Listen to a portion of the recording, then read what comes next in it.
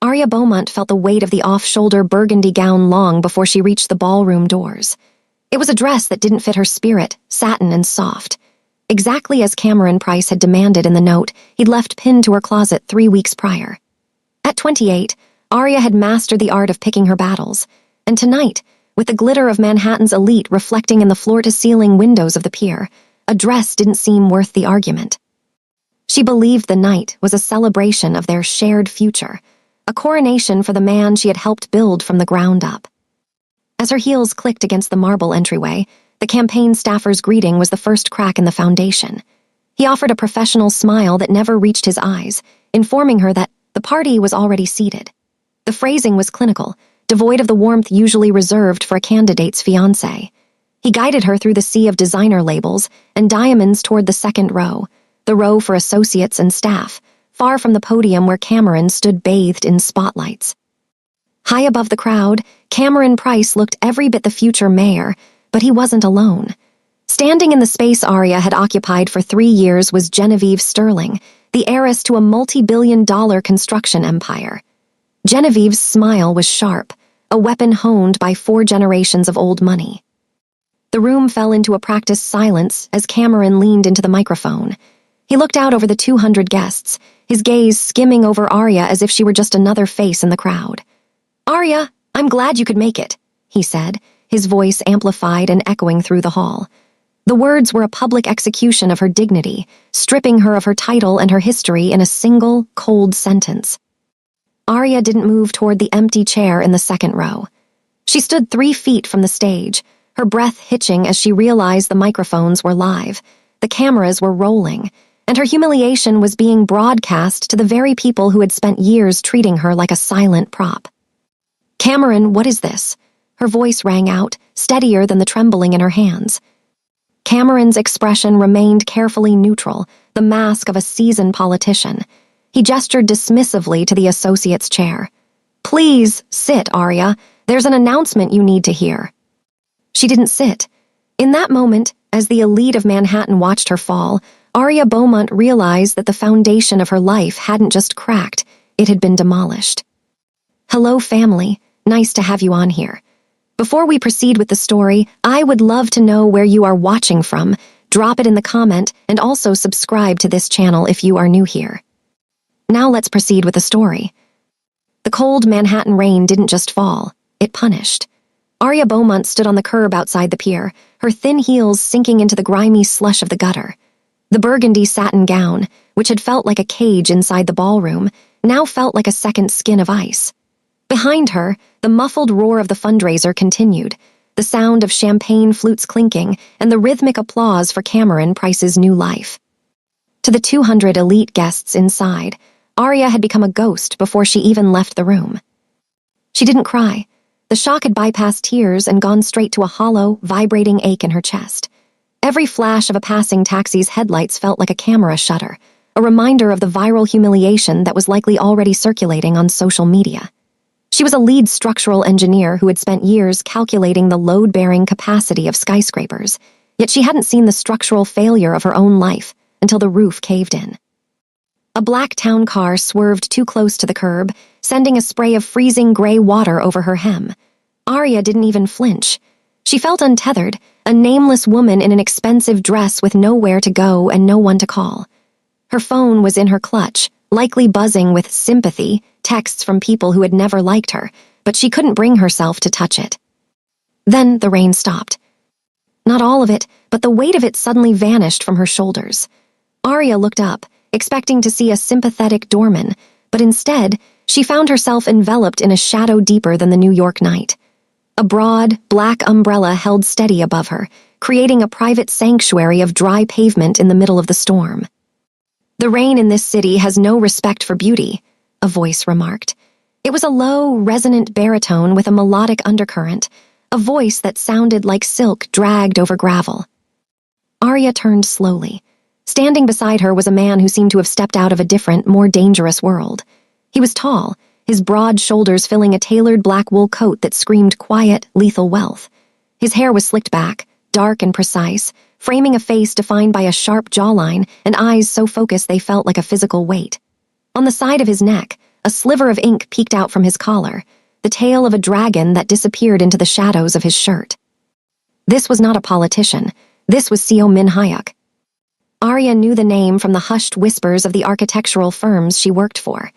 He was the man people called the Dragon of Seoul, a mogul whose legitimate construction empire was rumored to be the iron fist inside a very dark velvet glove. "I don't need pity," Arya whispered, her voice cracking despite her best efforts to remain stoic.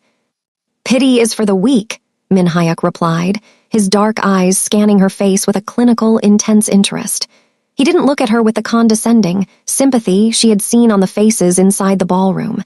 He looked at her as if he were inspecting a diamond that had been tossed into a trash heap. "I am offering protection. There is a difference." He stepped closer, the scent of sandalwood and expensive tobacco cutting through the smell of wet asphalt. The heat radiating from his body was the first warmth Arya had felt in hours. "I watched the broadcast," he said, nodding toward the glowing windows of the ballroom above. "Cameron Price is a man who builds on sand. He just threw away the only foundation that was holding him up. That was his mistake. I do not make mistakes." Arya shivered, her breath hitching in the cold air. "What do you want, Mr. Seo?"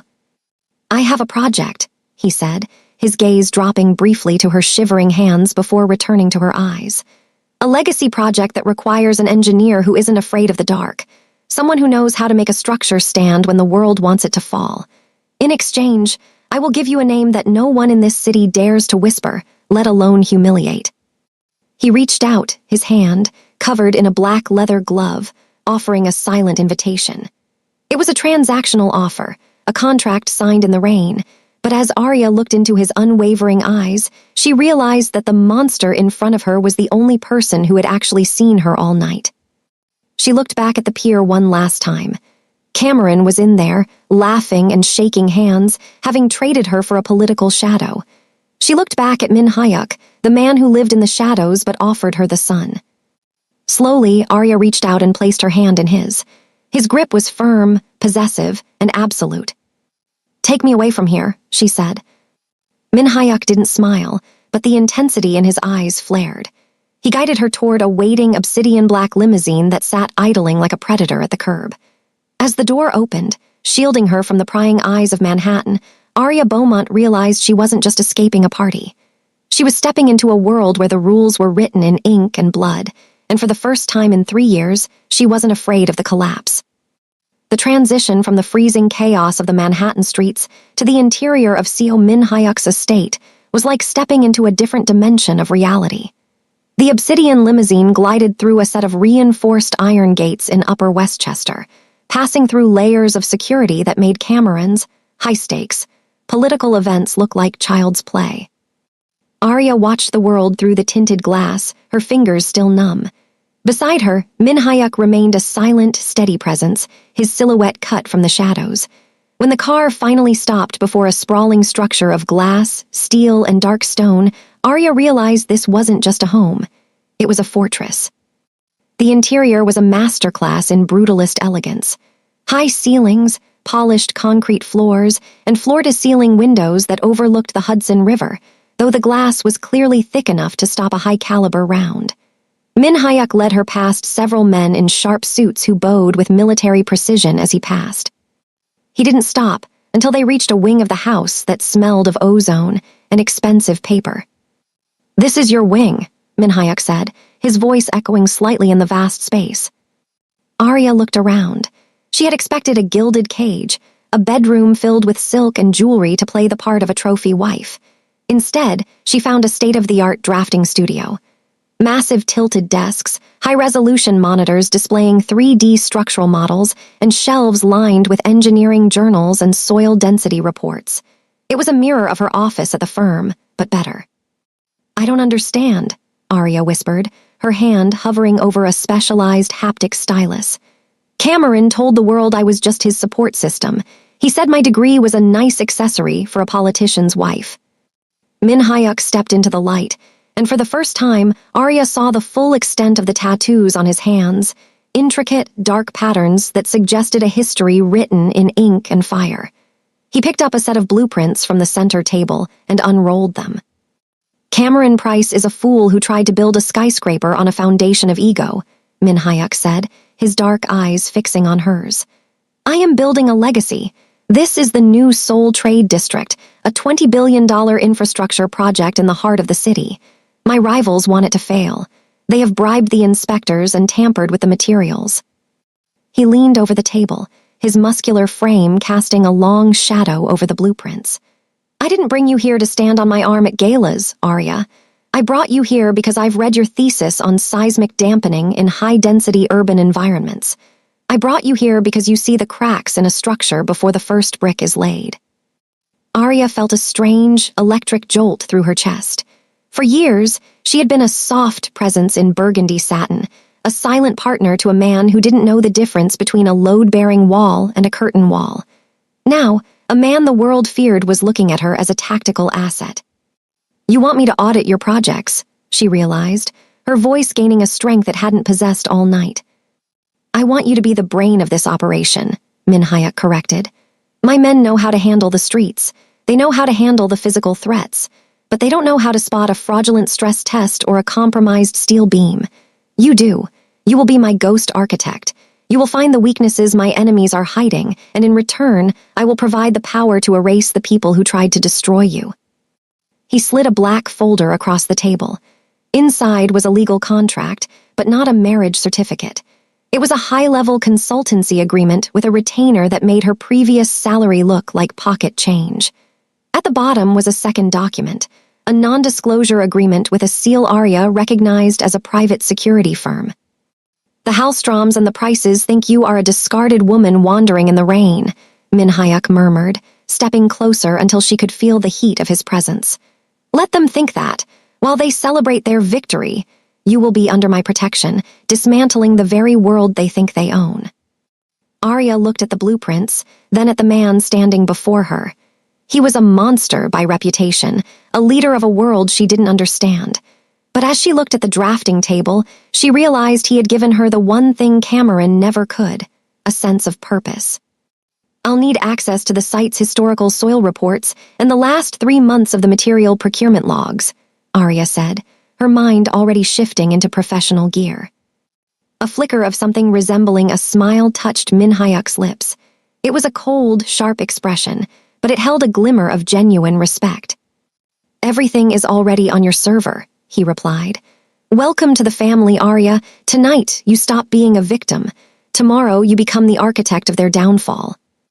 As Arya sat at the desk, the burgundy dress finally feeling like a costume she was ready to shed, she realized that the infrastructure of power wasn't just about the buildings Min Hyuk owned. It was about the man himself, and the fact that he was the first person to realize that her brain was the most dangerous weapon in the room. The clock on the drafting studio wall blurred past 3:00 a.m., the only sound in the room being the low hum of the high-performance servers and the rhythmic scratching of Arya's stylus. She had shed the burgundy gown hours ago, replaced by an oversized gray sweatshirt and leggings she'd found in the suite's wardrobe, her hair piled into a messy, voluminous crown. Her eyes ached from staring at the procurement logs for the new Seoul Trade District, but the data was finally screaming the truth she had suspected. The load-bearing columns for the primary tower were being forged with substandard carbon steel. The heavy oak door creaked open, and a shadow stretched across her workstation. Arya didn't jump. She had grown used to the silent, predatory grace of the house's master. Min Hyuk entered without his tailored blazer, his white dress shirt unbuttoned at the collar and sleeves rolled up to his elbows. In the harsh glow of the LED desk lamps, the tattoos Arya had only caught glimpses of were now fully revealed. Intricate black ink crawled up his forearms, not just the scales of a dragon, but traditional Korean landscapes, crashing waves, and script that looked like ancient poetry. They were a map of a life lived in the trenches of power, a sharp contrast to the pristine, sterile image Cameron had always cultivated. You're still awake, Min Hyuk noted, placing a heavy crystal glass of amber liquid on the edge of her table. He didn't offer her a drink. He offered her a plate of sliced fruit and dark chocolate, a silent acknowledgement that she needed fuel, not intoxication. The numbers don't lie, Min Hyuk, Arya said, her voice raspy from hours of silence. She tapped the screen, highlighting a series of stress test anomalies. The supplier for your steel beams, Dongsun Metals. They're skimming. They're providing grade 50 steel but billing you for grade 65. If you build to the height specified in these plans, the foundation will shear under the lateral wind loads within 5 years. Min Hyuk leaned over her, his chest inches from her shoulder. The scent of sandalwood and something metallic, perhaps the scent of the city or the steel he dealt in, enveloped her. He didn't look at the screen immediately. He looked at her. He watched the way her brow furrowed in concentration, the way her warm brown skin looked under the blue light of the monitors. "I suspected as much," he murmured, his eyes finally shifting to the data. "Dongsun has been a loyal partner for a decade. Loyalty is the currency of my world, Arya. To find out it has been devalued is irritating." "It's more than irritating. It's a massacre waiting to happen," Arya countered, turning in her chair to face him. Her movement brought her closer than she intended. She could see the fine lines of fatigue around his eyes and the way a particular tattoo, a small, delicate lotus, rested just behind his ear, hidden by the sharp line of his hair. "Whoever authorized this isn't just stealing money. They're trying to bury you under the rubble of your own legacy." Min Hyuk reached out, his hand hovering near the blueprints. His fingers were long and steady, the ink on his knuckles spelling out words in a language Arya couldn't read, but the strength behind them was universal. For a moment, the death god of the tabloids was gone, replaced by a man who looked genuinely weary of the shadows. "My world is built on the idea that strength is the only constant," Min Hyuk said, his voice dropping to a near whisper. "Cameron Price wanted you to be a soft ornament because he is a weak man who fears anything he cannot control. But I have enough soldiers, Arya. I have enough monsters. What I have never had is a partner who can see the cracks before they break me." Arya felt a strange heat rise in her chest that had nothing to do with the studio's climate control.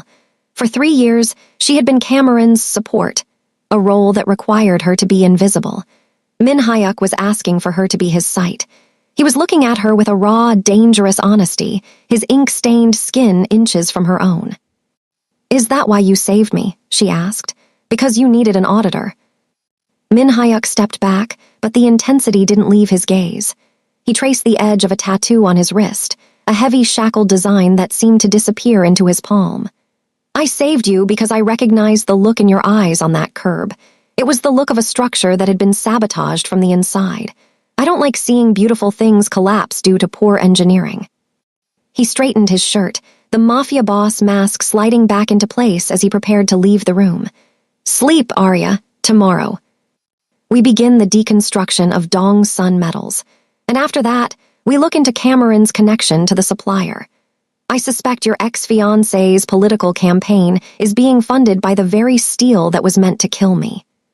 As the door closed behind him, Arya looked back at the blueprints.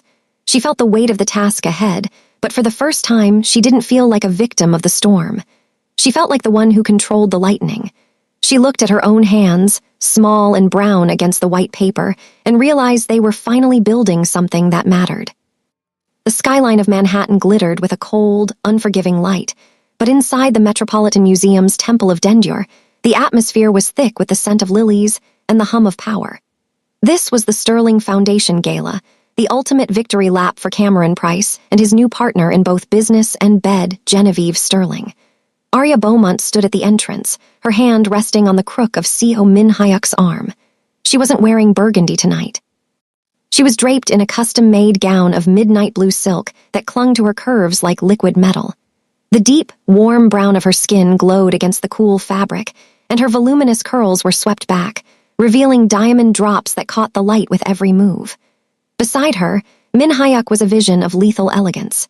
His black tuxedo was tailored to perfection, the silk lapels mirroring the sharp precision of his jawline. The dragon tattoo on his neck was partially visible above his crisp white collar, a silent warning to anyone who dared to stare too long. "Remember," Min Hyuk murmured, his voice a low vibration that only she could hear. "They think you are a ghost. Show them you are the architect of their haunting."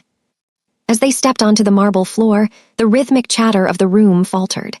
It started near the entrance and spread like a wildfire, a wave of silence that followed them as they moved toward the center of the hall. This was the elite's playground, a place where Arya had spent years being invisible. Now, she was the gravitational center of the room. Cameron stood near the champagne fountain, his arm draped possessively around Genevieve's waist.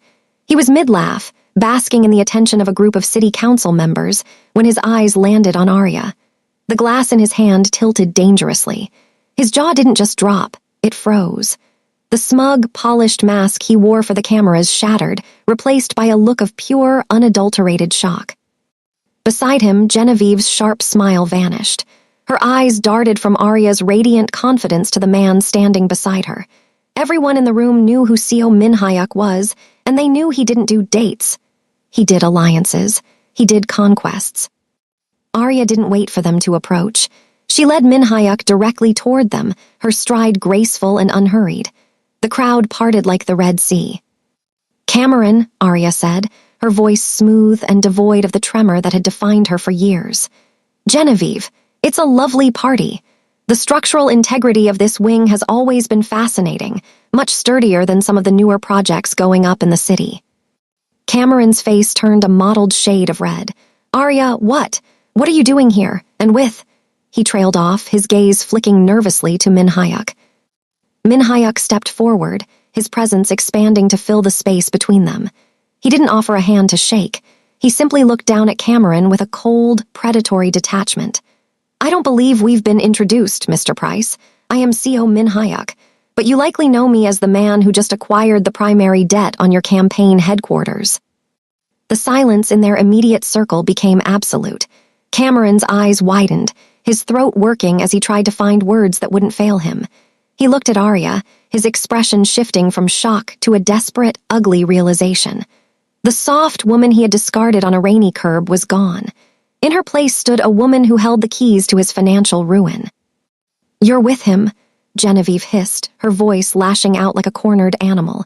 "Do you have any idea who this man is, Arya? He's a criminal. He is a man who recognizes a solid foundation," Arya interrupted, her eyes locking onto Genevieve, with a ferocity that made the heiress flinch. "Which is more than I can say for the Sterling Price merger. I've had a look at the blueprints for your new waterfront development, Genevieve. You might want to check the stress load calculations on those grade 50 steel beams. It would be a shame if your legacy collapsed before the ribbon cutting." The blood drained from Genevieve's face. She looked at Cameron, whose frantic expression confirmed her worst fears. They had thought Arya was a silent witness to their corruption. They hadn't realized she was the only one who knew where the bodies and the faulty steel were buried. Min-hyuk placed a hand on the small of Arya's back, a gesture that was both protective and deeply possessive. "We have other guests to greet, darling," he said, his eyes never leaving Cameron. "The mayor is waiting for your thoughts on the new bridge project." As they turned and walked away, the room erupted into a feverish hum of whispers. Arya didn't look back. She didn't need to. She could feel the weight of Cameron's gaze on her, heavy with the bitter taste of regret.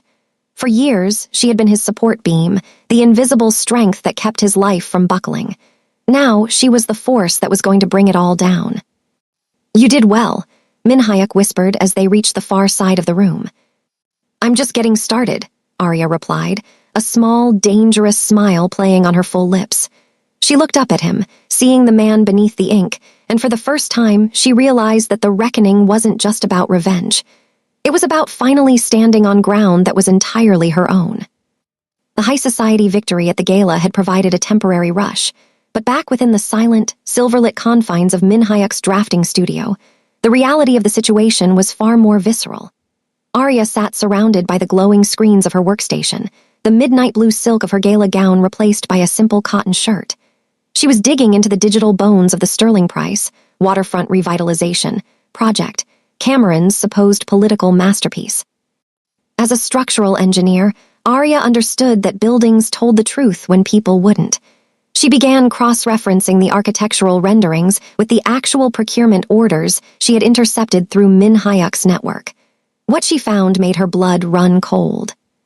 The blueprints promised a revolutionary, floating garden spire, a massive glass and steel structure that would redefine the Manhattan skyline. But the math was a lie. Arya stared at the lateral load calculations for the central core. Cameron and the Sterlings had authorized a cost-saving measure that swapped high-tensile steel for a cheaper, brittle composite. On paper, it met the minimum code. In reality, a sustained windstorm off the Atlantic would turn the skyscraper into a vertical graveyard. The door to the studio slid open. Min Hyuk walked in, his presence immediately grounding the frantic energy of the room. He had discarded his tuxedo jacket, his white shirt sleeves rolled up to reveal the dark, intricate ink of a sprawling dragon that seemed to pulse under the dim lights. He stood behind her, his hands resting on the back of her chair. "You look like you've seen a ghost," he murmured, his voice a low, soothing vibration. "Worse," Arya replied, her fingers flying across the keyboard to pull up a stress-simulated heat map. "I've seen a murder plot. Min Hyuk, this isn't just poor engineering. It's a hollowed-out shell. Look at the ledger for the foundation pouring." She pointed to the discrepancies. Millions of dollars were being billed for high-grade concrete that was never delivered. Instead, the logs showed a shell company based in the Caymans, one tied directly to Cameron's campaign fund, swallowing the difference. "They aren't building a landmark," Arya said, her voice trembling with a mixture of professional fury and personal disgust. "They're using the construction site as a massive laundry machine for dark money. They're skimming 70% of the material costs and replacing the structural integrity with prayers. If this building reaches the 40th floor, the base will shear. It's a death trap, Min Hyuk, a literal glass and steel tomb for anyone inside." Min Hyuk leaned in closer, his eyes narrowing as he scanned the data. The scent of sandalwood and cold rain clung to him. He didn't look surprised, he looked lethal. "Cameron is more desperate than I realized. He's not just trying to win an election, he's trying to pay off the people who own him. The Sterlings are providing the cover, and he's providing the signatures." He straightened, his jaw set in a hard, uncompromising line. One hand moved to Arya's shoulder, his thumb brushing the line of her collarbone in a gesture that was both possessive and grounding. "This is the crack in their foundation, Arya. Not just the building, but their souls. They think they can bury their crimes in the concrete." "We have to stop it," Arya insisted, turning to look up at him. "If that building goes up, people will die." "We won't just stop it," Min Hyuk corrected, his dark eyes burning with a terrifying, focused intensity. "We are going to let them pour their secrets into that pit, and then we are going to make sure the world is watching when the whole thing comes crashing down on them, legally, financially, and permanently." Arya looked back at the screen, at the red zones on the heat map that signaled impending collapse. For 3 years, she had been the woman who fixed things for Cameron, the one who smoothed over his mistakes and held his world together. Now, she was the one who saw the truth. She wasn't just his ex-fiancée anymore. She was the architect of his ending. She reached out and covered Min Hyuk's hand with her own, feeling the strength of his ink-stained skin against hers. The man the world called a monster was the only one standing with her to prevent a catastrophe, while the hero of the city was ready to build a monument to his own greed. "I can pull the digital audit logs," Arya whispered. "I can prove the materials are fraudulent before they even break ground on the spire." "Do it," Min Hyuk commanded. "Build me the evidence, Arya. I'll handle the demolition." In the quiet of the fortified estate, surrounded by the infrastructure of power, Arya Beaumont began to type. Every keystroke was a nail in the coffin of her old life, and every line of code was a vow to the man who had seen her worth when she was nothing but a prop in a burgundy dress. The skyline was a jagged promise of gold and glass, but at the edge of the city, the air turned salt-thick and heavy. Min Hyuk had insisted on a temporary escape from the claustrophobic hum of the drafting studio, bringing Arya to a private pier he owned on the Hudson. The evening was supposed to be a reprieve, a quiet dinner on the deck of a sleek, obsidian-hulled yacht. For the first time, the talk wasn't of load-bearing columns or fraudulent steel, but of the music Arya loved and the childhood Min Hyuk had survived in the backstreets of Seoul. Arya sat wrapped in a heavy wool coat Min Hyuk had draped over her shoulders, her fingers warming around a glass of deep red wine. The light from the pier's vintage lanterns cast a soft glow over her warm brown skin, and for a fleeting moment, the terror of the fundraiser felt like a lifetime ago. Min Hyuk sat across from her, his usual impenetrable mask softened by the moonlight. He had begun to tell her about the lotus tattoo behind his ear, a symbol of rising from the mud, when his posture suddenly went rigid. The change was instantaneous. The soft, resonant baritone of his voice vanished, replaced by a low, predatory stillness. He didn't look at Arya. His gaze was fixed on the shadows of the shipping containers lining the wharf. "Stay behind the bulkhead, Arya," he commanded, his voice barely a whisper, yet vibrating with an authority that brooked no argument. "Now." Before she could ask why, the silence of the harbor was shattered by the sharp, rhythmic crack of gunfire. Sparks flew off the yacht's chrome railings, and the glass of the cabin shattered into 1,000 diamond-like shards. Arya scrambled to the floor, her heart hammering against her ribs, but her eyes remained locked on Minhayuk. He didn't scramble. He moved with a terrifying, fluid grace that suggested he had been born for this chaos. From a holster Arya hadn't even noticed, he drew a matte black handgun. He didn't shout for his security detail. He was the security detail. 3 figures emerged from the darkness of the pier, dressed in tactical gear, their faces obscured by balaclavas. They were a rival syndicate's hit squad, sent to decapitate the Dragon of Soul while he was vulnerable. They hadn't realized that for Minhayuk, vulnerability was a trap. Minhayuk vaulted over the dining table, using it as a temporary shield. He fired twice, 2 sharp, clinical pops. The lead gunman crumpled before he could even register Minhayuk's position. The second attacker dived behind a crate, but Minhayuk was already moving, his silhouette a blur of dark wool and lethal intent.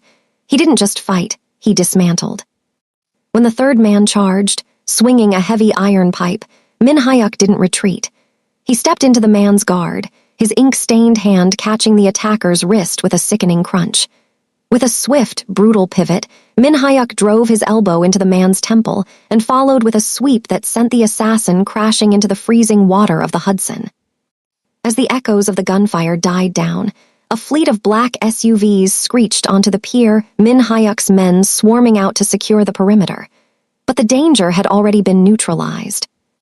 Minhayuk stood at the edge of the pier, his chest heaving slightly, the dragon on his neck appearing to pulse in the flickering light of the lanterns. He holstered his weapon and turned toward Arya. The lethal fire in his eyes didn't vanish, but it shifted into an intense, burning protectiveness. He reached her in 2 strides, his hands, still warm from the exertion, cupping her face. He checked her for injuries with a frantic, silent thoroughness that made Arya's breath catch. "Are you hurt?" he rasped, his thumbs brushing over her cheekbones. "I'm fine," Arya whispered, her voice trembling not from the gunfire, but from the raw power radiating off the man in front of her. She looked at his hands, seeing the ink-etched knuckles that had just fought for her life. "Minhayuk, you could have been killed." "They made the mistake of thinking you were my weakness," he murmured, leaning his forehead against hers. His scent, sandalwood, gunpowder, and sea salt, enveloped her, grounding her in the aftermath of the violence. "They didn't realize that you are the only thing I am willing to burn this entire city down to protect." Arya looked past him at the fallen men being dragged away by his silent soldiers. This was the world she had entered, a world where peace was a luxury and safety was earned through blood. Cameron had offered her a life of polished lies and public shame. Minhayuk offered her a dangerous truth and a protection so absolute it was terrifying. She reached up, her small hand covering the dragon tattoo on his neck. The skin was hot, his pulse thundering beneath her palm. In that moment, surrounded by the wreckage of a romantic evening turned battlefield, Arya realized she wasn't just his engineer or his ghost. She was his heart, and the dragon was never more dangerous than when he was guarding his own. "We need to get back to the estate," Minhayuk said, his voice regaining its cold, commanding edge. "They've tipped their hand. They're scared of what you're finding in those blueprints, Arya. They aren't just trying to kill me anymore. They're trying to stop you." As he led her toward the waiting car, shielding her body with his own, Arya felt a new kind of resolve. They had tried to break her foundation once before. They wouldn't get a second chance. The dust didn't settle. It hung in the air like a thick, pulverized shroud of concrete and shattered dreams.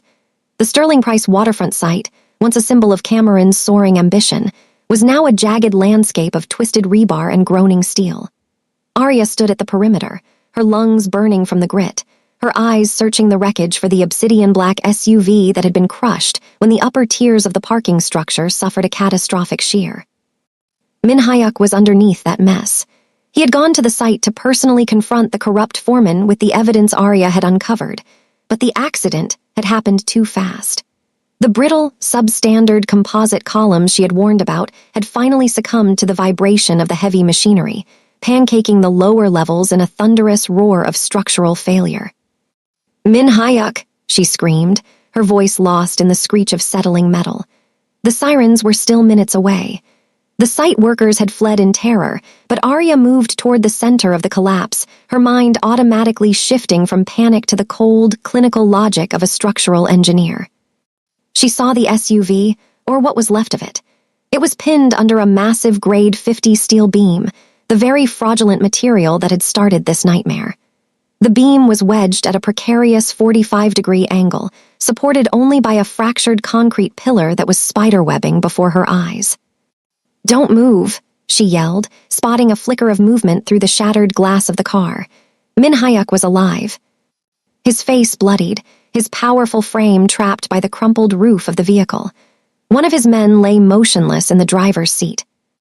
"Arya, get back," Min Hyuk's voice came out as a pained rasp. "The whole sector, it's going to go." "I'm not leaving you," she snapped, her eyes scanning the debris. She didn't have a crane or a hydraulic jack, but she had physics. She saw the way the weight was distributed. If she could create a temporary fulcrum using a discarded steel pipe and a heavy masonry block, she could shift the load just enough for him to crawl out before the secondary collapse triggered. She moved with a frantic, focused precision, her hands, the hands of a woman Cameron had called soft, hauling a heavy iron pipe into position. She jammed it under the main beam, using a chunk of the fractured pillar as a pivot point. "I need you to push when I say," she told him, her muscles screaming as she threw her entire weight onto the lever. The skin on her palms tore, blood slicking the metal, but she didn't feel the pain.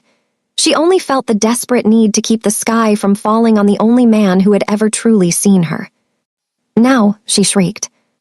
Min Hyuk let out a guttural roar of exertion, his muscular arms straining against the collapsed roof. With the mechanical advantage Arya had created, the beam groaned and shifted upward by a mere 3 inches. It was a terrifying, precarious gap. "Out now." Min Hyuk dragged himself through the shattered window, his movement a blur of agony and survival. The second his boots hit the dusty concrete, the fractured pillar finally gave way.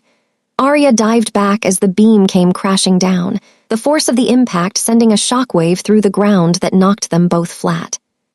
A deafening roar followed as the remaining portion of the parking deck finally surrendered to gravity, burying the SUV in a tomb of gray dust. For a moment, there was only the sound of falling pebbles and Arya's ragged breathing. Then, a heavy, ink-stained hand reached through the haze and pulled her against a chest that was heaving with exertion. Min Hyuk held her with a ferocity that bordered on desperation, his suit ruined, his blood staining her sweatshirt, but his grip was absolute. "You're insane," he whispered into her hair, his voice trembling with a rare, raw emotion. "You should have run." Arya pulled back just enough to look into his dark eyes, which were filled with a mixture of shock and a new, profound level of respect. "I'm an engineer, Min Hyuk. I know exactly how much weight a structure can take before it breaks, and I knew I wasn't going to let you break." He looked at the ruins of the building, the physical manifestation of Cameron's greed, and then back at the woman who had just manipulated gravity to save his life. The dragon of soul had been saved by the architect he had rescued from the rain. "They tried to bury us," Min Hyuk said, his voice regaining its cold, lethal edge as the distant sound of sirens finally reached them. He touched the dragon tattoo on his neck, his eyes fixed on the smoke rising from the site. "But they forgot that you know how to build things that last, and I know how to destroy the things that don't." As the emergency lights began to pulse against the dust-choked sky, Arya stood beside him, her hand locked in his. The building had fallen, but their foundation was finally set in stone. The dust from the collapse had barely settled on Arya's skin before she was back in the sanctuary of the fortified estate, but she wasn't hiding. She was hunting. The warehouse disaster had been the final proof she needed, the physical manifestation of Cameron's moral rot. Now, with the raw power of Min Hyuk's digital infrastructure at her fingertips, she prepared to deliver a structural failure of a different kind. Min Hyuk stood by the floor-to-ceiling windows, his silhouette sharp against the rising moon. He had traded his ruined suit for a clean black shirt, the dragon on his neck appearing dark and restless in the low light. "The press is already calling it a tragic construction accident," he said, his voice a low, dangerous rumble. "Cameron is on television right now, playing the grieving visionary. He's blaming the subcontractors." Arya didn't look up from her monitors. Her fingers moved with a lethal cadence, navigating through the encrypted layers of the Sterling Price offshore accounts. "Let him speak," she murmured. "The higher he climbs his pedestal, the further he has to fall." She had spent the last 3 hours weaving together the digital threads she'd gathered. She had the original, uncorrupted blueprints she had drafted, the fraudulent procurement orders for the substandard steel, and the bank transfers that proved the missing millions had been funneled into Cameron's super PAC.